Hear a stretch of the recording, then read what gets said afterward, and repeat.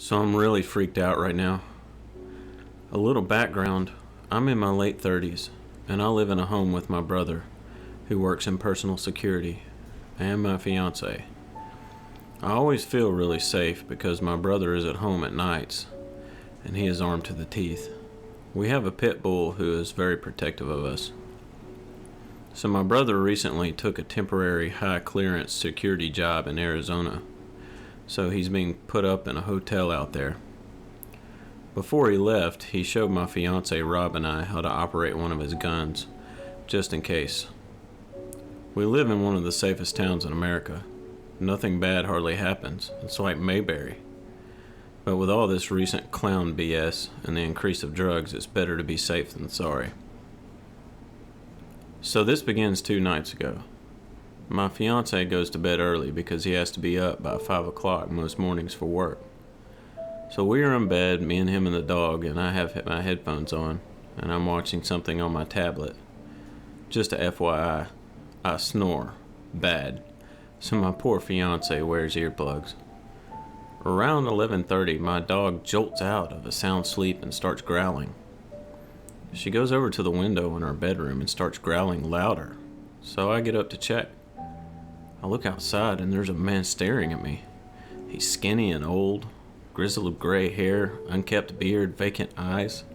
He looks at me and smiles. I about lost it. Now my dog is straight up foaming at the mouth and barking. This finally wakes up my fiance and he comes over to see what's going on. The man sees I'm not alone and takes off. We called the cops and they showed up and started looking around. They found the guy's backpack. He has a notebook with my name and my address, and a diagram of my freaking house. They find beef jerky, sleeping pills, I guess for my dog, scissors, twine, electrical tape, condoms, and a rusted knife. They told me that they will be on the lookout for him, but I'm really freaked out. So old man, let's never meet again. Hey guys. So this is my first post. I've read a lot on Let's Not Meet, and it made me think of this situation I had in high school with someone of the creepy persuasion. I didn't realize how messed up it was at the time, because everyone was telling me to brush it off. Anyway, here we go. When I was 15, I got my first job in a tiny rural town in an artesian tea shop. Once the summer months rolled around, my job became working a nice tea stand outside.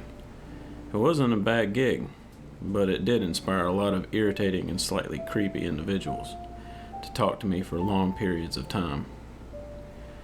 One day, this scruffy guy who seemed a bit off wanders over to my tea stand and starts chatting with me. I kept trying to steer the conversations towards him buying an iced tea, but he was only concerned with talking about me. We'll call him Tom. He starts asking me how old I am, where I go to school, my name, etc. As I was still young and naive, I told him, trying to be friendly. Tom then proceeds to tell me his entire life story. He told me how he was in his early 30s and his girlfriend died, and he overdosed on heroin on a bathroom floor. No exaggeration. He stood there for hours going on in detail until my boss had to come out and tell my friend to leave. I was definitely put off, but thought it was more sad than anything else. The next day at work, Tom comes back to my job. The moment I saw him, my stomach started turning. Great. Another day of being annoyed. Tom immediately pulls out a 10-page handwritten love letter he wrote for me. I began reading it, but it was mostly just literary porn. He then continues to tell me that he's never met anyone like me, and how I wasn't tainted by the world yet. This guy flat out told me I was his angel sent from heaven. Great.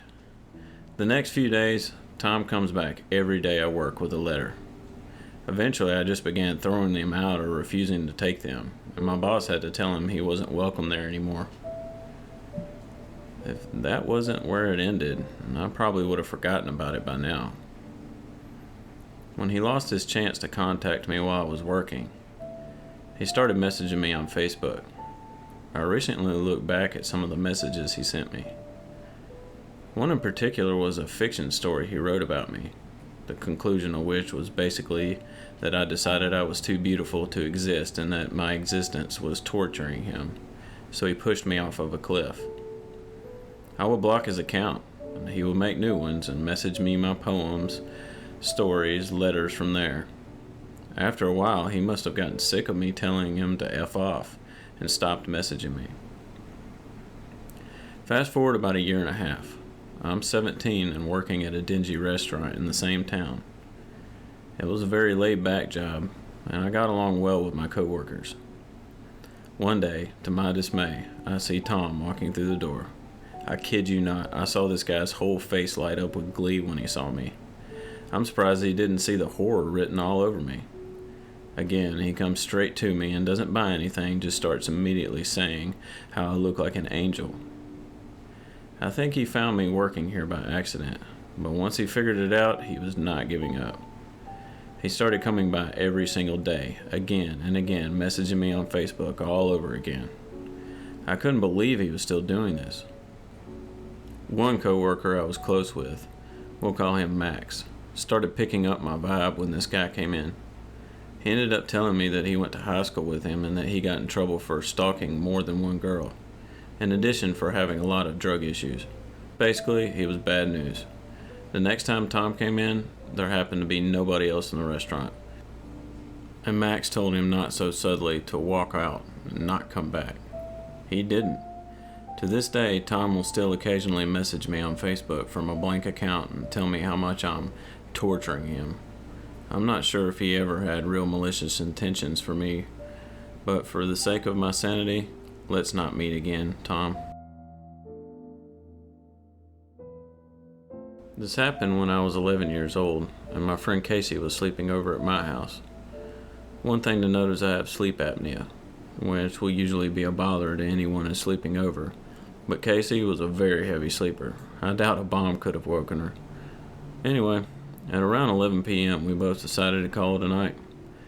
Another thing to note is I have a futon leaning against my bed, so one side is against the wall and the other has a futon on it.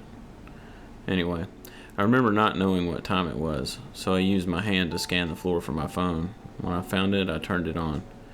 The screen was so bright I had to turn it away from my face. The light on the phone illuminated the room, and with that, I saw a tall, skinny woman in her late 50s with long white hair leaning over the bed looking at Casey. I, of course, screamed and the woman ran. The way my house works is that my mom's room was right next to the stairs, and you had to go through my brother's room to get to the stairs. When my brother hears me screaming bloody murder, he immediately awoke to see the woman running out of my room. My mom opened her door and my dog came rushing in front of her to attack the intruder. My dog isn't a German Shepherd or any kind of attack dog. He's a yellow lab, but if it comes to it, he will defend us with his life. He bit the woman's ankle and my brother pinned her down while my mom and I called the police. I woke Casey up, but we didn't leave the room. When they finally arrived, they took her away. Later we found out she had a serious case of dementia. I felt bad, but at the same time, I can't describe in text or words how afraid I was for my life and Casey's life. A few days later, I was cleaning my room. And when I was moving my bed to clean under it, I found multiple food wrappers and juice boxes. So creepy woman who hid under my bed for who knows how long, let's not meet again.